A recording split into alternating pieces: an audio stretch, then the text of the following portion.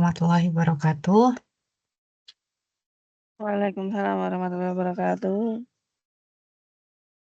Baik, ini kelas 01. Ya, sebelum kita mulai perkuliahan adalah kita berdoa terlebih dahulu. Berdoa disilahkan. Ya, berdoa selesai. Baik, teman-teman. Kemarin untuk pembelajaran matematika sudah sampai membuat soal instrumen ya. Ada yang belum mengumpulkan?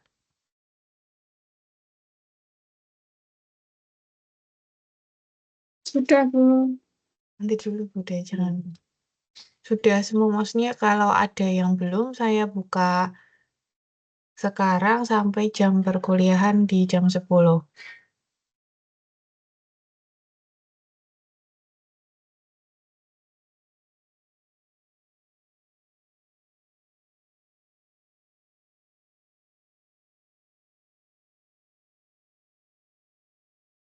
Yang instrumen tes sudah semua mengerjakan, yang menganalisis di kurikulum Merdeka dengan kurikulum 2013. Ada yang belum mengumpulkan? Di sini ada Anissa Deswinta. Hadir enggak? Mbak Anissa dan Mbak Alea.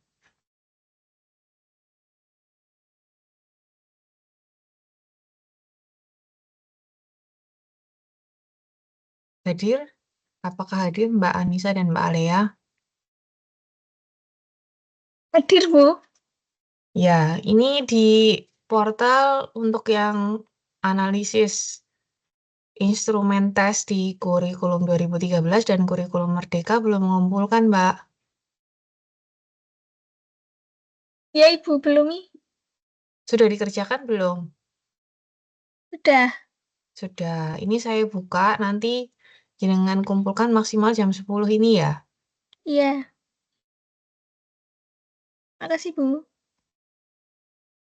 Ya, baik. Hari ini kita lanjutkan untuk membuat instrumen non-tes. Jadi besok UTS-nya teman-teman saya minta untuk berlatih membuat, bukan berlatih, mengumpulkan dimulai dari pertama. Jadi materi pertama itu kan kaitannya dengan teori, kemudian yang kedua membuat instrumen tes dan non-tes atau penilaian hasil belajar. Nah, itu nanti semua dikumpulkan pada saat UTS. Tapi harus dikerjakan dengan maksimal. Sebentar, saya set dulu. Sekarang tanggal 3 bulan 10.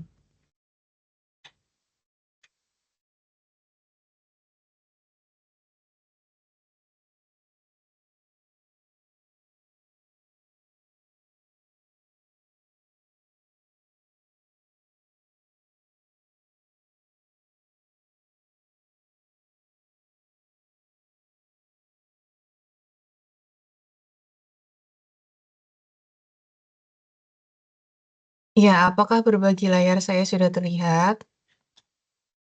Sebentar,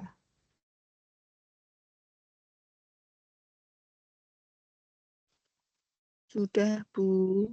sudah terlihat. Oke, ini saya buka Windows saya semuanya.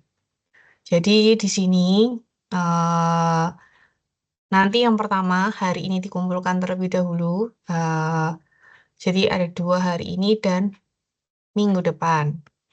Eh, hari ini dan Sabtu, jangan minggu depan. Hari ini dan Sabtu.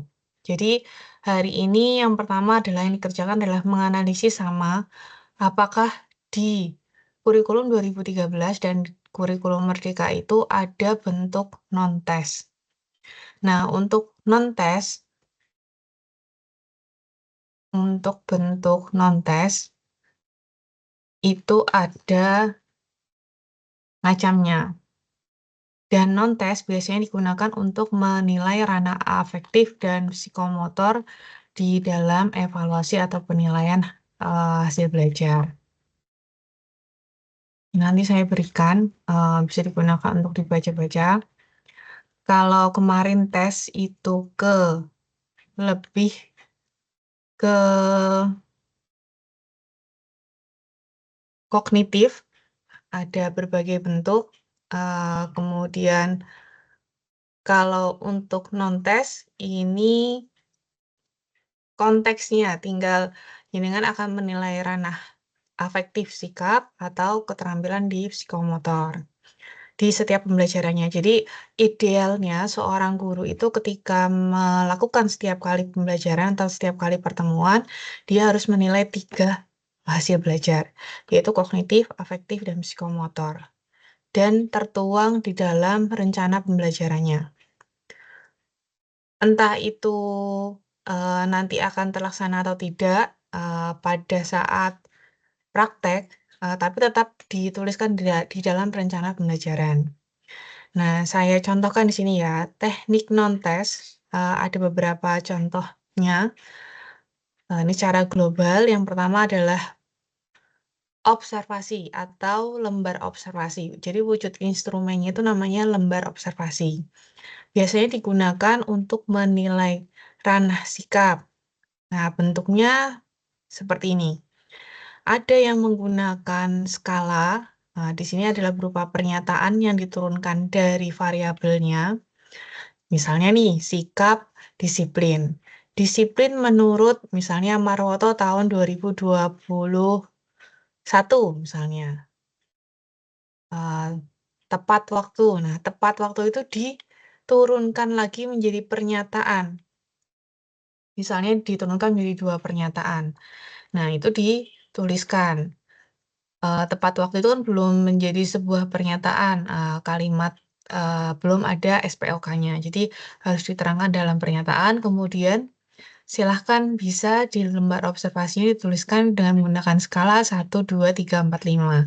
Biasanya untuk angka terendah itu adalah untuk yang sikap yang terlihat kurang, sedangkan yang maksimal adalah jika sikap tersebut terlihat sempurna. Itu berdasarkan lembar observasi atau lembar pengamatan. Yang kedua, berupa angket atau kuesioner. Jadi istilah angket itu sama saja dengan kuesioner. Ya, tidak ada perbedaannya. Nah, kuesioner itu biasanya berbentuk pilihan, pilihan ganda. Ada yang berbentuk pilihan ganda, ada yang bentuknya hanya mencentang, itu juga ada, atau menyilang, itu juga ada. Lah, kuesioner ini bisa berkaitan dengan sikap bisa, kemudian keterampilan juga bisa. Kalau di sini dicontohkan kaitannya dengan misalnya latar belakang keluarga siswa, kesehatan siswa, tanggapan siswa terhadap metode, media, dan lain-lain. Nah, ini. Jadi, seperti penilaian siswa terhadap apa yang dilaksanakan oleh gurunya. Itu menggunakan angket atau kuesioner. Kemudian yang ketiga, yaitu penugasan. Nah, penugasan di sini sifatnya siswa misalnya diminta untuk membuat laporan, karya, atau seperti proyek yang harus dikumpulkan atau dipresentasikan di depan kelas nantinya. Tentu kaitannya ini dengan misalnya keterampilan, misalnya berbicara, keterampilan menyampaikan pendapat, misalnya seperti itu. Kemudian yang keempat, kaitannya dengan project. Nah, project ini harus kegiatannya dengan meng-create atau membuat sesuatu. Dimulai dari kegiatan perancangan, pelaksanaan, dan pelaporan. Jadi ketiga kegiatan tersebut itu ada penilaiannya sendiri. Misalnya perancangan, mulai dari menyiapkan alat dan bahan, kemudian menyiapkan timnya. Kemudian misalnya pada saat pelaksanaan, apakah misalnya siswanya menggunting kertas dengan baik, kemudian mengukur secara presisi, itu dituliskan. Jadi tidak hanya sekedar tulisan perancangan, pelaksanaan, dan pelaporan, tapi ada rincian kegiatannya apa saja, tentunya sesuai dengan proyek yang diminta oleh guru tersebut. Dan ini biasanya jangka waktunya ya paling tidak lebih dari 1 kali pertemuan. Nah, contohnya ini, seperti ini. Jadi, guru membuat rentang kaitannya dengan kegiatan proyek tersebut. Yang kelima, produk. Produk ini lebih ke keterampilan. Nah, lebih ke keterampilan proyek dan produk sama kaitannya dengan keterampilan. Ini juga sama. Yang dinilai adalah dari persiapan, pelaksanaan, hingga pelaporan. Tidak hanya pelaporan saja, tapi produk yang sudah dibuat, outputnya itu juga ikut dinilaikan. Kemudian yang keenam adalah portofolio. Nah, kalau portofolio sama halnya seperti teman-teman nih, kalau mengumpulkan makalah, detail dari portofolio yang dikumpulkan itu, yang dinilai apa saja, itu dibuat komponennya. Misalnya nih, dari halaman judul, daftar isi, kemudian isi dokumen portofolionya, pengelompokan susunannya itu sudah betul atau belum. Dan di situ misalnya ada catatan dari pendidik maupun orang tua kaitannya dengan portofolio yang sudah dibuat. Gitu. Itu untuk beberapa contoh kaitannya dengan penilaian non tes.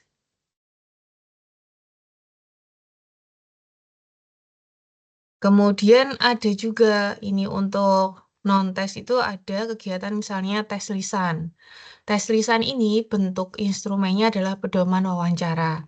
Jadi pedoman wawancara, wawancara itu ada berbagai jenis, ada terstruktur, semi terstruktur, dan tidak terstruktur. Jadi kalau misalnya memang itu digunakan atau pakem digunakan di kelas, berarti bisa memilih semi terstruktur dan terstruktur. Karena yang ditanyakan itu poin-poinnya eh, selalu sama. Kalau tidak terstruktur kan mengalir. Mengalir mulai dari pertanyaannya antara siswa satu dengan siswa kedua itu berbeda. Tapi kalau terstruktur, semi terstruktur, ini aja dulu. Kalau terstruktur itu berarti pertanyaannya harus sesuai dengan list pedoman wawancaranya. Tapi kalau semi terstruktur boleh dikembangkan dari apa yang sudah di-list-kan. Misalnya pertanyaan nama.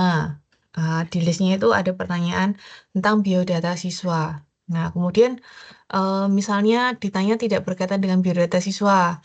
Misalnya, kamu dulu lulus atau tidak? Nah, itu tidak ada kaitannya dengan biodata siswa.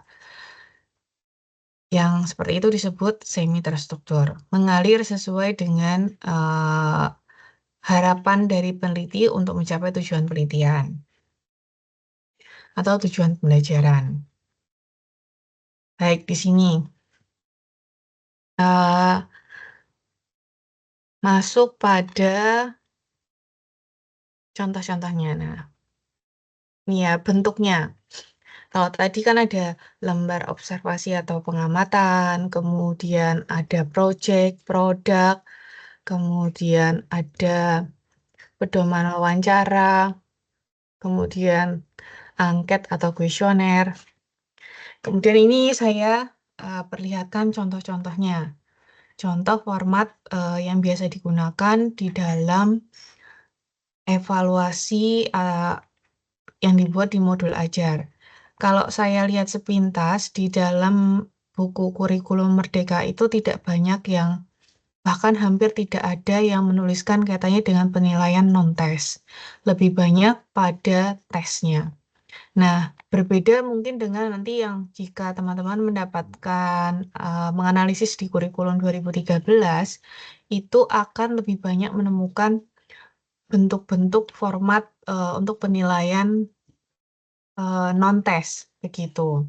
Tapi ternyata di dalam rancangan pembelajarannya atau modul ajarnya di kurikulum Merdeka itu mereka tetap mencantumkan penilaian untuk ranah afektif dan psikomotor.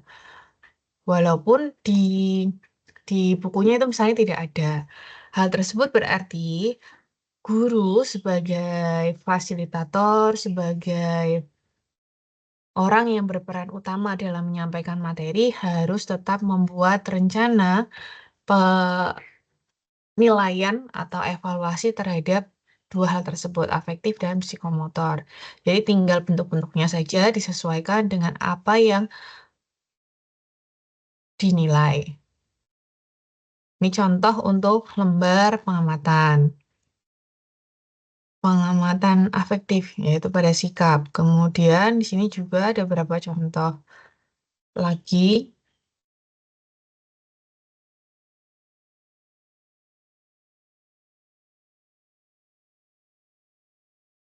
Nah, sikap, untuk skala sikap, itu ada yang tidak hanya menggunakan 1, 2, 3, 4, atau misalnya menggunakan seperti ini ya. Ada yang berbentuk seperti ini. Contoh misalnya menggunakan skala Thurstone 1 sampai 7. Bukan 1 sampai 5 atau 1 sampai 4. Biasanya lumrahnya digunakan itu. Boleh menggunakan ini. Kemudian ada yang menggunakan skala Likert. Nah, ini yang sering digunakan nih. Itu juga boleh. Kemudian ada yang menggunakan beda semantik atau semantik. Di mana kalau di sini dituliskan paling kiri itu adalah hal yang baik, misalnya yang kanan yang eh, tidak. Kemudian yang disesuaikan. Kalau ke kanan itu mungkin lebih besar, ke kiri lebih rendah. Nanti tinggal yang dilingkari atau disilang tuh yang mana. Tapi ini jarang digunakan karena ambigu atau tidak guru tidak terbiasa untuk menggunakan bentuk skala sikap beda semantik. Kemudian penilaian produk. Nah, untuk penilaian produk seperti tadi mulai dari tahap persiapan, pelaksanaan hingga hasil itu bisa dibuat seperti ini, teman-teman. Jadi mulai dari persiapan, seperti tadi saya sampaikan, dirinci. Persiapannya itu ngapain aja sih kira-kira kalau misalnya untuk membuat sebuah jaring-jaring, misalnya jaring-jaring bangun ruang, kubus. Nah, silakan bisa di-skor. Jadi ketika teman-teman akan melakukan evaluasi, tidak asal-asalan atau tidak subjektif. Kita menilai ada pedomannya. Oh iya, ini nilainya 2, nilainya 1. Nah, nanti skor akhir itu harus 100. Jadi mulai dari persiapan, pelaksanaan, hingga hasil itu tetap dirinci. Nah, ini penting nih ketika teman-teman nanti mengembangkannya terutama di skripsi. Jarang sekali saya menemukan untuk kakak tingkat khususnya yang sudah mengambil skripsi itu membuat bentuk-bentuk penilaian untuk afektif dan psikomotor. Lebih cenderung ke tesnya. Kemudian untuk penilaian proyek. Nah, penilaian proyek misalnya dijelaskan. Jadi semua evaluasi itu tidak hanya sekedar bentuknya tabel saja. Perlu dicantumkan petunjuk bagaimana cara menggunakan instrumen tersebut atau uraian tugasnya. Seperti misalnya identitas, indikatornya apa, itu perlu dituliskan. Nah, ini untuk proyek. Nah, proyeknya di sini misalnya digunakan untuk mencatat nama kepala keluarga dan jenis pekerjaannya. Nah, di sini ada pedoman pensyukurannya, tetap dibuat. Gitu. Ini ada. Nah, itu contoh-contoh untuk bentuk-bentuk penilaian. Sedangkan kalau untuk pedoman wawancara, nah,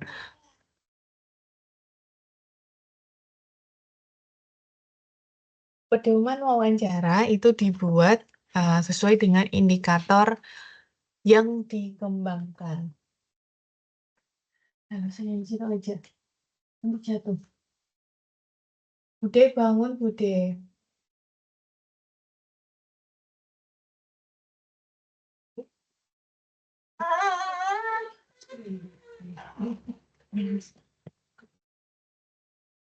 Nah, misalnya seperti itu.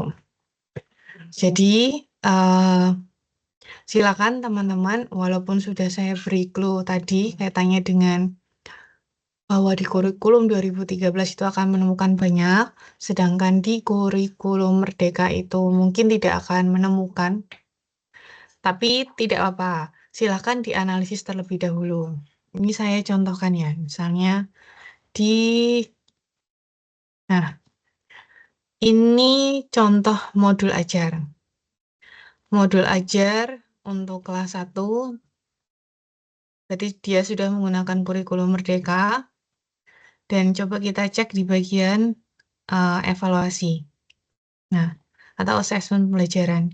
Dia tetap mencantumkan bentuk penilaian sikap, kemudian pengetahuan ini wajib, dan keterampilan. Di mana dia mencantumkan di lampirannya sikap apa yang dia nilai. Jadi, kalau yang banyak salah kaprah adalah gini. Ketika kita menilai sikap, tentukan sikap apa yang sesuai dengan materi tersebut.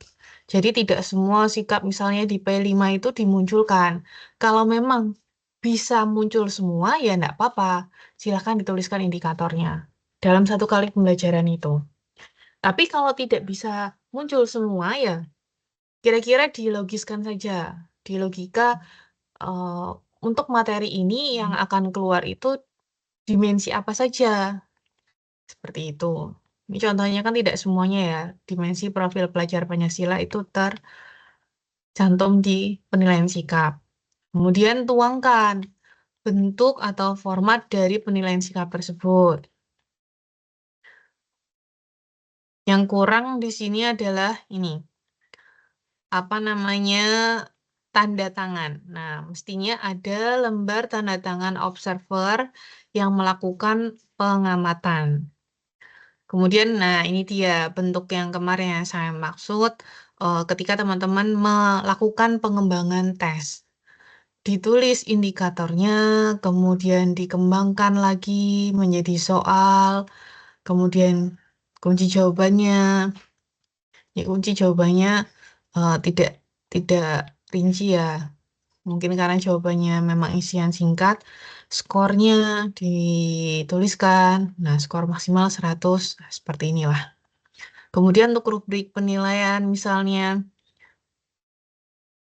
pengen detail lagi, misalnya dia menggunakan uraian, boleh dituliskan seperti ini. Dituliskan secara umum, tidak per jawaban. Kemudian ini contoh soalnya dan contoh untuk penilaian keterampilannya, dia menggunakan skala Likert dari sangat baik, baik, cukup, dan perlu bimbingan. Nah, ini diturunkan atau dibuat tentunya tidak hanya kopas-kopas nih dari 4, 3, 2, 1. Ini merupakan pernyataan yang berbeda dan bergradasi antara 4, nilai 3, nilai 2, dan nilai 1. Ya, nanti saya berikan. Nah, kemudian nanti dari pedoman ini diturunkan atau dituliskan ke dalam template tempat menilai keterampilannya. Jadi menilai itu tidak mudah, lebih enak mengajar daripada menilai ya. Menilai rinciannya seperti ini, gitu. Jadi teman-teman tetap semangat, fokus untuk menjadi seorang guru karena guru sekarang itu dibantu kesejahteraannya. Jadi harus benar-benar yaitu tadi menjadi seorang guru yang benar-benar mengevaluasi tidak subjektif, menilai perkembangan siswanya dari pengetahuan, afektif maupun psikomotornya. Kemudian untuk kaitannya dengan panduan di dalam kurikulum Merdeka. Nanti saya berikan juga. Di sini ada buku panduannya pembelajaran dan asesmen untuk pendidikan dasar. Ini ada berbagai bentuk, tapi ini tidak dimunculkan di buku sekolahnya, tidak dimunculkan di buku sekolahnya. Kemudian nanti silahkan buat teman-teman yang ingin mencari tadi menganalisis bukunya, silakan bisa mencari di SIB, Sistem Informasi Perbukuan Indonesia. Jadi kalau nggak dapat buku hardnya, silahkan bisa mencari di sini, pilih sesuai dengan kelasnya, kelas 1 sampai dengan kelas 6. Formatnya sama seperti kemarin di instrumen tes, yaitu nomor, kemudian bentuk eh, non-tesnya itu apa, di kelas berapa, tentunya dari kelas 1 sampai dengan kelas 6. Kemudian capture gambarnya, bentuknya, eh, kalau berbeda ya boleh ditambahkan lagi, tapi kalau sama ya tidak usah. Begitu. Baik di kurikulum 2013 maupun di kurikulum Merdeka.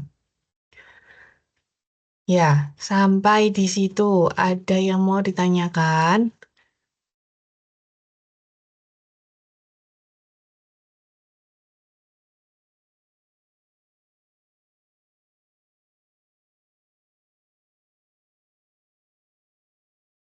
Apakah ada yang mau ditanyakan? Jadi ini sifatnya individu.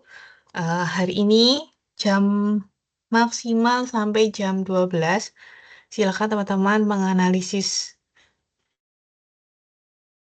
asesmen non-tes di kurikulum 2013 dan kurikulum Merdeka dari kelas 1 sampai dengan kelas 6. Kemudian hari Sabtunya silakan mengumpulkan dua jenis penilaian non-tes, satu untuk afektif, yang satu lagi untuk psikomotor. Begitu, afektifnya bebas. Misalnya mau sikap disiplin, motivasi belajar, cari referensinya di skripsi boleh, di internet juga boleh. Silahkan. Di ini ya, sambil dibaca, oh ini tepat apa enggak. Kadang apa yang kita lihat itu atau orang yang berbagi itu juga hanya sekedar berbagi saja, tidak apa ya, tidak memberikan misalnya nih dia sudah revisi 3 kali, yang di upload itu adalah revisian yang pertama, revisian yang finish tidak diupload, misalnya seperti itu. Jadi harus bisa menyeleksi sendiri. Ada yang mau ditanyakan sampai di sini? Silakan.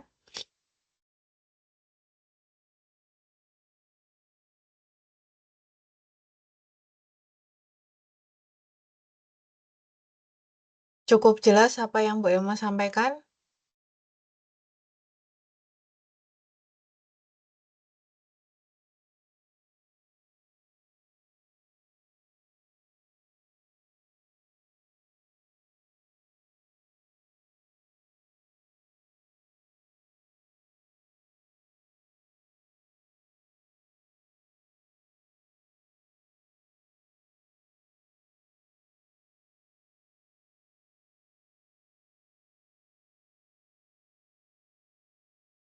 Iya, saya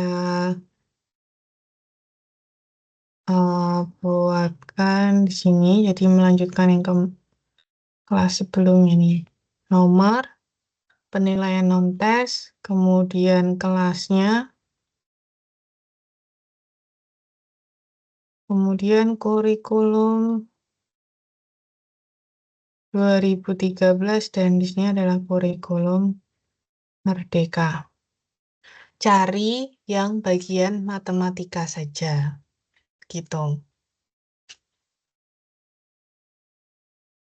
Dari kelas 1 sampai dengan kelas 6. Itu ya. Ada yang mau ditanyakan tidak? Mbak Rofi biasanya bertanya nih.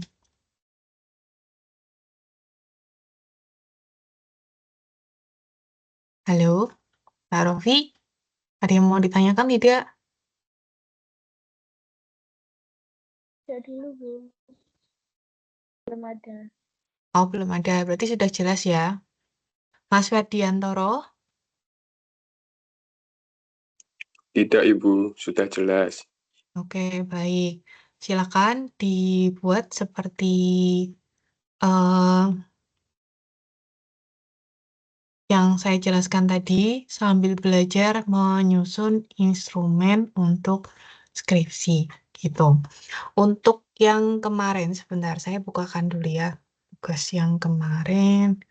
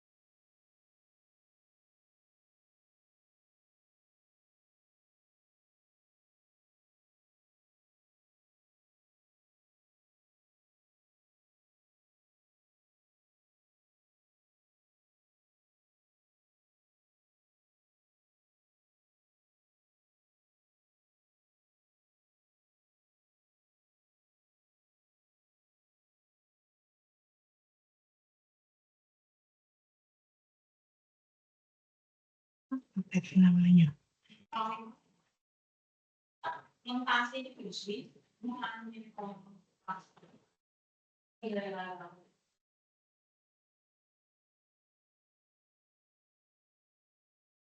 Nah, contohnya ini ya. Ini tugas yang pertama kemarin. Kaitannya dengan menganalisis untuk hasil belajar bentuk tes. Ya, isian, ada menjodohkan,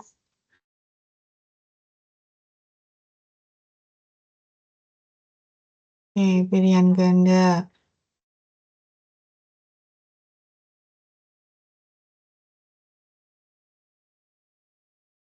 Ya, jadi maksud saya lain kali kalau membuat tugas itu instruksinya sini ditulis ya. Jadi nanti walaupun saya tahu ini tugasnya apa, tapi kalau suatu saat jenengan akan buka lagi, ini apa ya maksudnya ya? Dituliskan instruksinya apa. Atau tabel apa? Tabel analisis eh, bentuk tes di kurikulum 2013 dan kurikulum Merdeka. Jadi kan jelas. Untuk punya Mbak Lela ini dan teman-teman semua, kenapa perlu menganalisis seperti ini? Walaupun ini adalah suatu pekerjaan yang mudah, tapi kalau kita hanya terbiasa dengan bentuk, misalnya nih, hanya taunya pilihan ganda dan uraian, kita tidak pernah tahu bahwa ada ternyata misalnya nih, perbedaan di kelas 1 dan kelas 2. Misalnya di kelas 2 ternyata sudah ada uraian. Berarti boleh nanti kalau kita mengambil penelitian di kelas 2, kita menggunakan uraian. Uraian yang seperti apa? Nah, bentuknya. Misalnya uraian yang hanya menggunakan penyelesaian satu langkah. Kemudian di kelas 3, misalnya soalnya agak lebih kompleks lagi. Di bagian misalnya isiannya. Kalau ini kan isiannya cuma di kelas 2, satu, cuma satu ya. Di isian di kelas 3 itu beranak misalnya. Kelas 3, nomor 3 misalnya. Ada A, B, C, dan seterusnya. Begitu. Jadi nanti ketika jenengan menyusun skripsi, itu diperhatikan. Oh iya, kelas 4, kelas 5, itu bentuk macamnya ini jenis soalnya. Jadi tidak asalan menentukan soal uraian aja atau pilihan ganda. Contoh misalnya nih, pilihan ganda kita gunakan di kelas 5. untuk mengukur berpikir kritis. Itu kan tidak tepat. Sebaiknya menggunakan soal uraian. Begitu maksud saya. Oke, saya lihat lagi yang so tugas yang sebelumnya. Tugas yang sebelumnya. Pak membuat soal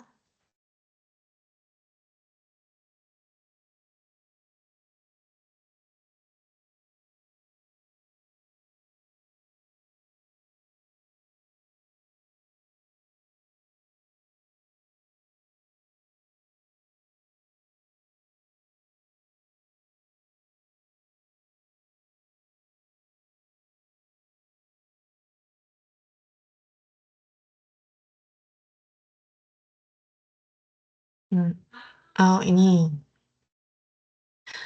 Baik. Sudah terlihat belum berbagi layar saya nih? Yang punya Mbak Nurul untuk tugas yang kedua membuat instrumen tes. Oke. Ini ya, saya evaluasi sekali lagi. Jangan lupa diberikan petunjuk di bagian atasnya, tabel OPO. Yang kurang adalah instruksi yang pertama. Tentukan dulu variabelnya. Apa variabelnya? Ini. Interpretasi, analisis, evaluasi ki punya siapa? Berpikir kritis, berpikir eh misalnya tingkat tinggi, kemudian kemampuan menyampaikan pendapat, atau komunikasi matematika kan saya nggak tahu ini apa. Harusnya dituliskan terlebih dahulu. Dituliskan dulu pengertian, misalnya variabel yang dipilih, misalnya berpikir kritis menurut misalnya Enis tahun 2016. Apa, gitu. So, dari interpretasi sampai eksplanasi. Kemudian setelah itu, baru diturunkan menjadi soal seperti ini. Ini kelas berapa toh? Kan tidak jelas. Ambil kelas 2 subjeknya. Oh, membuat C2. C2 itu taksonomi belumnya itu apa? Kata kerjanya. Saya di sini ya.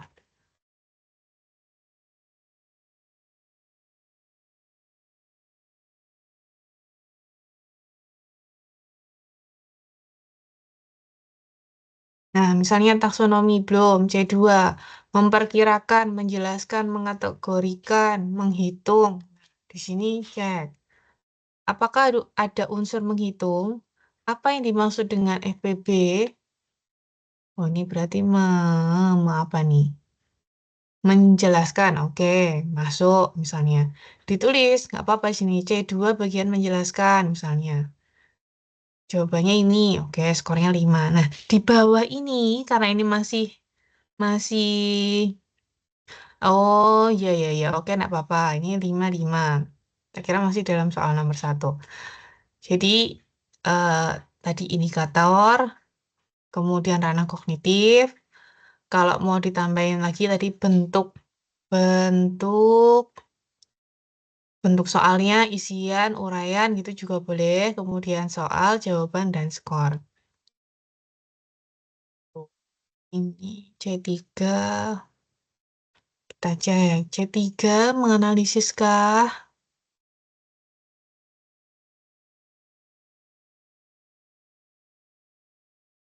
Nah, harus disesuaikan. Analisis faktor dari 20 dan 30. Kata kerjanya harus sesuai dengan ranah kognitifnya. Gitu. Ini punya siapa nih? Mbak Nurul. Mbak Nurul ada? Halo, Mbak Nurul. Mbak Nurul ada? Mbak Nurul Laili? Ada, Bu. Oke. Sudah tahu kesalahannya di mana, Mbak? Nanti melengkapinya bagaimana? Sudah tahu? Iya, Bu. Ini indikator apa, Mbak? Berpikir kritis. Iya. Oke, nanti ditambah ya di bagian atasnya. Berpikir kritis adalah menurut siapa? Berpikir kritis menurut siapa adalah bla bla bla. Indikatornya ini gitu ya. Sumbernya dituliskan, link sumber kamu mendapatkan indikator itu. Jadi suatu saat kalau kamu ngambil skripsinya ini, tinggal klik link itu, nanti artikelnya yang kamu pernah ambil gunakan untuk sumber itu bisa kamu gunakan sebagai referensi gitu. Itu yang lengkap. Iya, Bu. Ini udah dikembangkan jadi 2 soal. Oke, skornya 100, 1, 2, 20, 30, 50. Oke, ini udah skor maksimalnya 100. Ya, cuma kekurangannya di situ saja. Tadi cek dulu ya untuk taksonomi belumnya. Mau di print, mau disandingkan kayak saya kayak gini juga boleh. Dilihat kata kerjanya apa yang tepat. Begitu. Jangan lupa subjeknya nih. Tadi, kelas berapa, materinya apa. Jadi saya nanti buat teman-teman yang lain,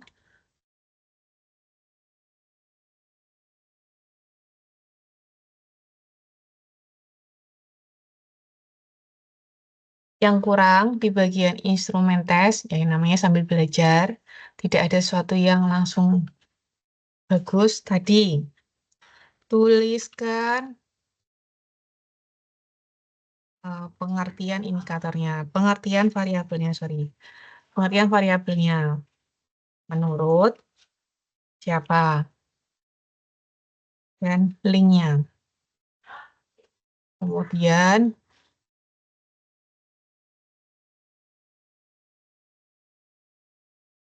indikatornya sesuai dengan linknya itu apa saja.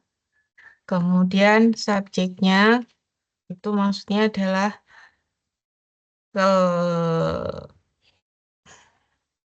kelas berapa, kelas berapa lah, kelas berapa.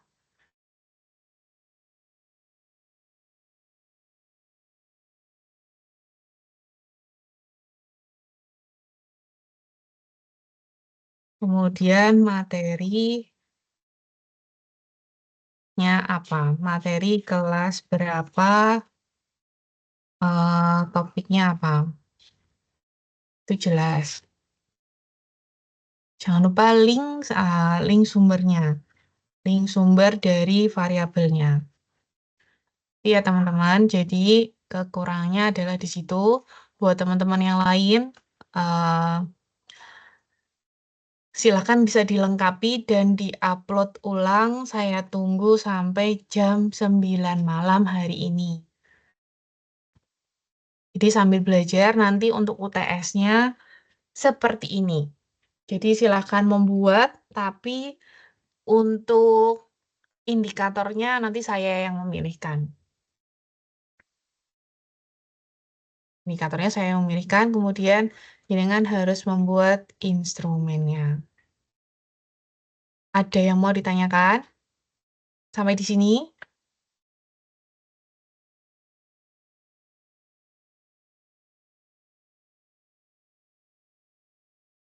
Sudah? Yang bertanya belum? Ya, siapa? Saya Rofi. Ya, silakan. Untuk yang itu nanti skornya di total atau tidak ya, Bu? Skor Atau yang apa? skor nilainya soal? Skor yang ini, yang revisi. Ya, betul. Ya, untuk yang revisi skornya, ya tetap totalnya maksimal harus 100.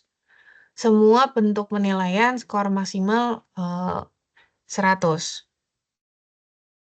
Bu, kalau misal indikatornya ada 7 itu bagaimana ya, Bu? Kalau indikatornya ada 7, maka memang ininya nanti akan bervariasi. Ada yang mungkin misalnya jadikan 15, 12, 13, boleh. Oh, yang penting totalnya ada 100. Iya, ya, yang penting kan totalnya adalah 100. Oh iya, saya paham, Bu. Terima kasih. Ya, ada lagi yang mau ditanyakan?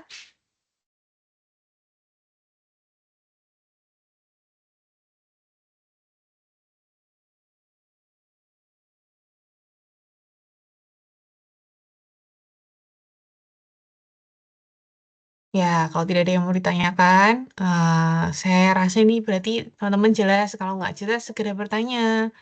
Soalnya gini, segala mata kuliah yang mendukung pembuatan skripsi, tolong teman-teman harus benar-benar sinau. Kenapa? Karena kalau pada saat biasanya ini nih, pengalaman dari kakak tingkat, membuat proposal, oke, selesai. Tapi tiba-tiba akan menghilang ketika bagian pembuatan menyusun instrumen. Gitu. Padahal kalau sudah proposal itu ya paling nggak instrumennya yang memang sudah benar-benar disiapkan. Gitu, benar-benar disiapkan walaupun masih draft. Jadi kalau misalnya nyusun proposal, kemudian nyusun instrumen itu paling nggak seminggu. Karena harus berkejaran dengan materi yang ada di sekolah. Kan nggak mungkin kan sekolah menyesuaikan kita. Jadi kita harusnya yang menyesuaikan dengan materi di sekolah. Kalau untuk eksperimen, berarti sebaiknya belum diajarkan. Kalau kualitatif, bisa setelah diajarkan, bisa sebelum diajarkan. Begitu. Ada lagi yang mau bertanya?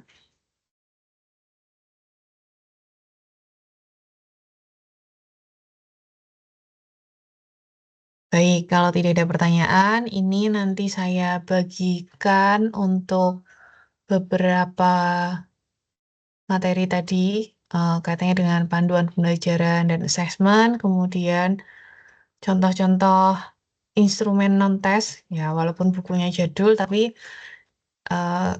paling tidak bisa digunakan sebagai referensi. Ya, sudah. Dari Bu Emma itu saja. Terima kasih.